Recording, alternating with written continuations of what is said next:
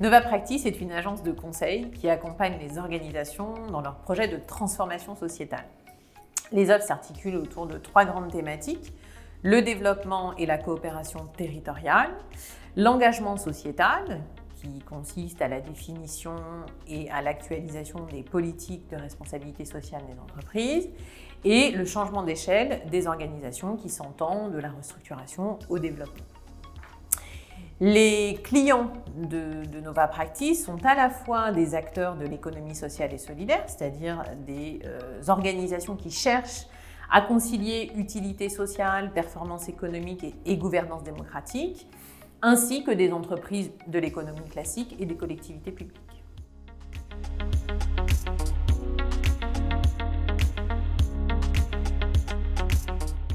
Alors, c'est assez nuancé et divers. Cependant, ce qu'on peut dire, c'est que la prise de conscience est bien là. Le développement des politiques RSE, le développement durable sont des sujets qui traversent aujourd'hui l'ensemble des organisations, soit-elles contraintes par de la réglementation, soit-elles volontaristes.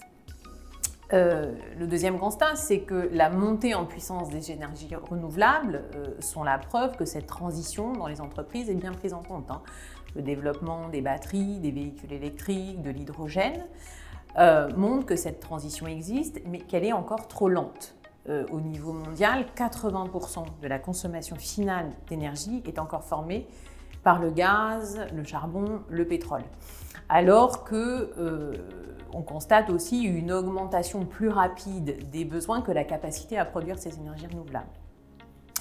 Un autre aspect pour répondre à votre question, c'est que d'abord, il est important de rappeler que les entreprises, ce sont d'abord des femmes et des hommes qui la composent.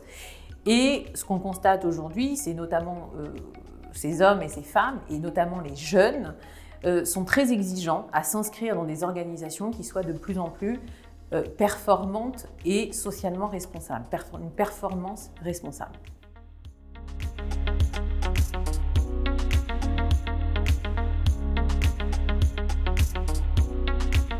Alors oui, il existe aujourd'hui une palette d'outils et d'experts, d'expertise pour accompagner les entreprises dans l'évolution de leur empreinte carbone. Cependant, ce qu'on constate, c'est que c'est des données qui sont une méthodologie qui est très difficilement compréhensible, accessible, et pour que chacun puisse s'en saisir, il y aurait 2 leviers à mettre en œuvre: la formation, la formation, et puis un autre outil qui reste indispensable pour mesurer leur impact carbone et pouvoir accompagner des plans d'amélioration pour être de plus en plus performants, c'est celui du financement. Et accélérer la transition, justement, pour accélérer cette transition, on a besoin de plus en plus de financement. Donc c'est ce qui se fait aujourd'hui avec l'ISR, les prêts à impact, qui en sont des exemples concrets.